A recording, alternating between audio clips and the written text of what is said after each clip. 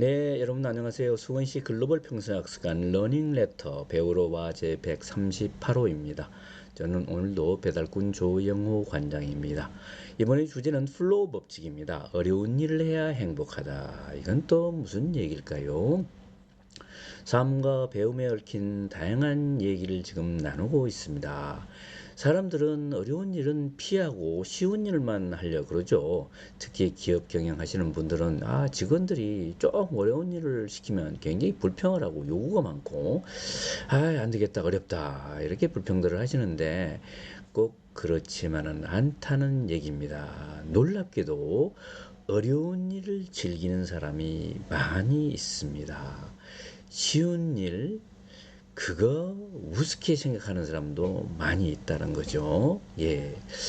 자, 한번 보실까요? 이렇게 암벽 등반을 하는 사람들, 생명을 무릅쓰고 하지 않습니까?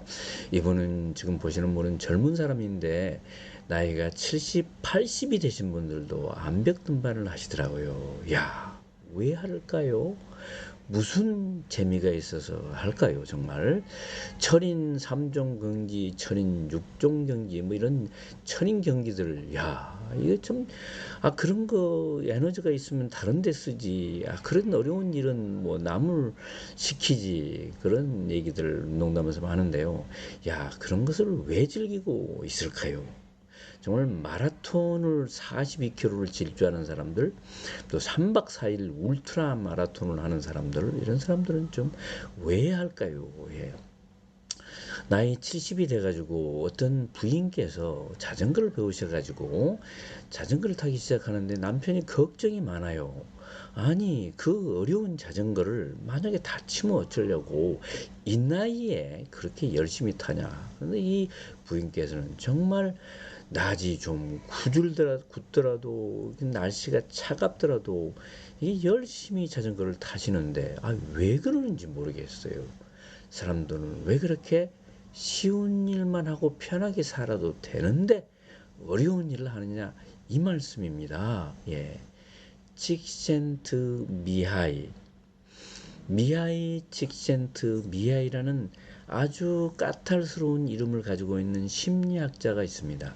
1903년생이고 2021년에 돌아가셨습니다.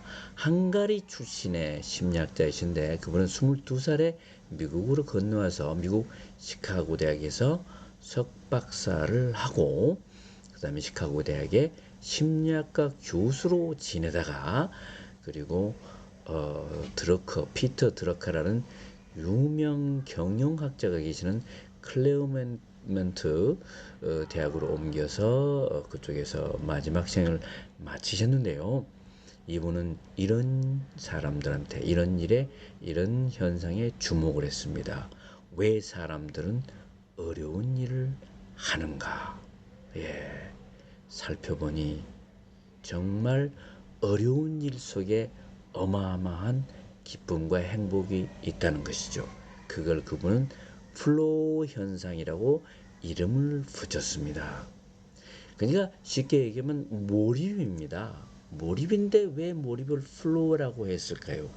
진정한 몰입이 된 사람들은 시간 가는 줄 모른다. 진정한 몰입이 된 사람들은 공간이 바뀌었는지도 모른다. 심지어는 나 자신 자아를 잃어버리고 어떤 일에 어떤 사건에 푹 빠져서 올곧이 그 일에 현재에 몰입하고 있다. 무아지경입니다. 흘러가는 대로 흘러간다. 어떤 의식까지도 내가 하고 있다는 사실도 잊어버리고 그냥 저절로 하게 되는 흘러가는 상태. 플로우라는 게 흐름 아닙니까? 그래서 진정한 몰입 상태를 몰입이라는 말로 표현하기보다는 흐름이라고 표현하자. 그래서 영어로 플로우라고 얘기를 합니다. 플로우 상태. 플로우 상태는 사람들이 그 속에 푹 빠져서 어떻게 시간이 가는지 어떻게 공간이 변했는지 나 자신이 누군지도 모르는 그런 상태입니다. 그렇게 되면 그 결과가 너무 좋겠죠. 그걸 끝나고 나면 사람들이 어마어마한 행복을 느낀다는 것이죠. 그리고 내가 살아있다는 것을 또 느낀다는 겁니다. 도전이 있어야 우리가 응전이 있고, 응전 가운데서 자아가 실현되면서 진정한 행복이 느낀다. 쉬운 일만 하는 사람들은 이걸 영원히 모른 채로 생을 마감하시겠지만, 이걸 한 번이라도 맛본 사람들은 또다시 계속 하지 않을 수가 없을 것입니다. 자아 실현은 놀랍게도 어려운 일에 도전하고 응전하는 데서 생긴다, 그런 얘기가 되겠죠. 미야이 교수, 직전도 미야이 교수는 그거를 스포츠에서는 더 좋은이라고 또 이름하기도 합니다. 그분이 오셨다. 무아지경 속에서 골프 선수가 골프를 친다. 무아지경 속에서 수영 선수가 수영을 한다. 내가 어떻게 스포츠를 해냈는지 모를 정도로 빠져있는 상태, 더 좋은 그분이 오신 상태가 되겠죠. 이 더 좋은 상태를 만들기 위해서 수없이 노력하는데, 조금씩 어려운 과제를 수행하면서 자신이 향상되는 것을 맛을 보면서 반복을 해야 된다는 겁니다. 직접 미야이 교수는 이런 도표를 만들었어요.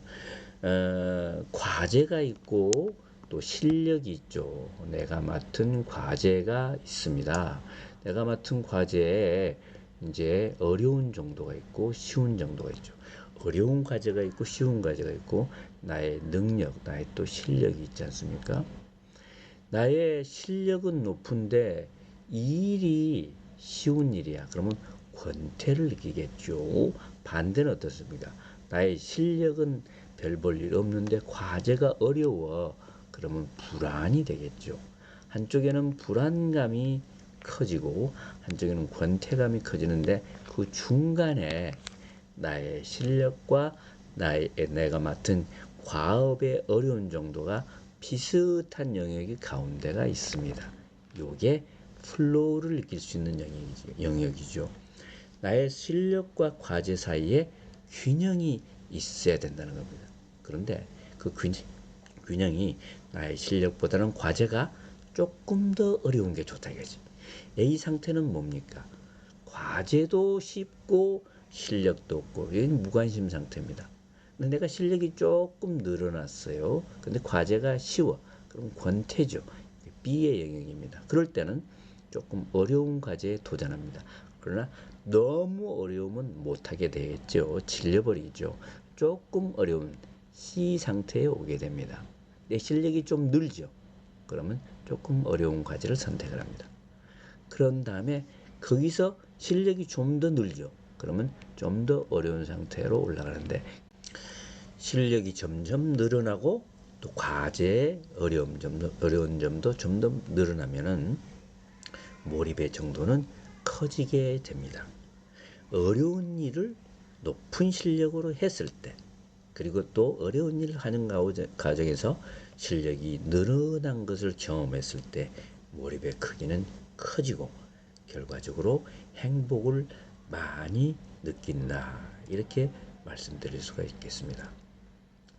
다시 말씀드리면 여러 가지 과제와 상황이 있을 텐데 실력과 과제의 난이도가 매우 낮을 때는 무관심하게 되겠죠. 근데 실력이 똑같은데 과제가 조금 어려워지면 걱정이 생깁니다. 과제가 더 어려워지면 불안해지죠. 이렇게 되면은 또 행복도가 떨어지게 됩니다. 그때는 실력을 늘려야죠. 실력을 좀 늘리면은 이제 정신 차려서 하자, 이렇게 되겠지만, 실력이 더 늘어납니다. 과제 수준도 어렵습니다. 그러면 이제 몰입 상태가 되는 것입니다. 높은 과제를 수행하는 일, 또 취미생활을 할 때도 조금 더 한 단계 높은 취미생활, 이렇게 하면 몰입이 되는 것이죠. 일 속에도 얼마든지 몰입이 있다. 사장님들 너무 쉬운 일 시키지 마세요. 조금 어려운 일을 시켜주는 거죠. 그러나 처음부터 너무 어려우면 걱정이 되고 불안이 되고 그래서 안 되잖아요. 조금 어려운 일. 그래서 성취하면 그 다음에 조금 더 어려운 일. 그 다음에 실력이 늘죠. 아주 조금 더 좀 어려운 일. 이렇게 가자 이거죠. 거꾸로 한번 생각해 볼까요? 지금 실력도 낮고 과제 수준도 낮다. 무관심이죠. 근데 내 실력이 늘었는데 똑같이 쉬운 일 하고 있어. 그러면 권태가 생기겠죠. 여전히 내 실력이 늘었는데 여전히 이 일은 쉬워. 그러면 아주 느긋하게 하겠지만 일이 조금 어려워지면 약간 긴장을 하면서 자신감을 가지고 하겠고요. 그 다음에 정말 어려운 일을 하게 되면 또 몰입 상태가 되겠죠. 우리 가정주부들 중에만 보시면은 학력도 높으시고 실력도 굉장히 높으신 분들이 그냥 가사 일만, 반복적인 일만 하고 계세요. 그런 분들은 권태를 많이 느끼시겠죠. 그런 분들은 뭘 하면 좋을까요? 학습관에 나오셔서 조금 어려운 책도 읽어보시고 어려운 그림도 또 공방에서 뭐도 만들어 보시고 하시면 몰입을 또 경험하실 수가 있을 것 같습니다. 예, 몰입, 사람 참 재밌는 겁니다. 쉬운 걸 하면서 쾌락을 느끼는 것이 진짜 행복이 아니고요. 어려운 일을 하면서 발전하는 것이 우리의 진정한 행복이다. 서울대학교 재료공학과의 황농문 교수님도 이 몰입에 빠져서 자기 자신이 이 학문에 공부에 몰입을 해봤다. 그랬더니 이게 되더라. 한 과제를 놓고 좀 어려운 과제에 도전하면서 푹 빠져보자. 이것도 연습을 하면 되더라 이거죠. 그래서 그 입시를 앞두고 있는 사람들 또는 취업을 앞두고 있는 젊은이들 그리고 큰 과제를 안고 있는 그런 직장인들 얼마든지 우리가 보통 사람들이 몰입을 할 수 있다 하면서 몰입의 전도사가 돼 계시더라고요. 본인 스스로 아주 훌륭한 연구를 해냈고 말이죠. 예. 네, 조영호 관장의 좌우지간입니다. 행복은 온전히 살아있다는 신나는 느낌이다. 예, 온전히 살아있다는 느낌. 어떤 때 오죠? 제가 뭔가를 했을 때, 제가 정말 존재한다는 걸 느꼈을 때 그런 거 아니겠어요? 예, 그냥 편안한 순간이 아니고 그냥 즐거운 순간이 아니고 내가 살아있다.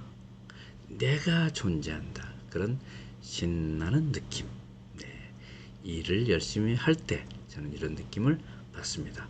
미아이 칙센트 미아이였습니다. 여러분 이번 주에도 감상해 주셔서 감사하고요. 다음 주에 또 뵙기로 하겠습니다. 여러분 바이바이.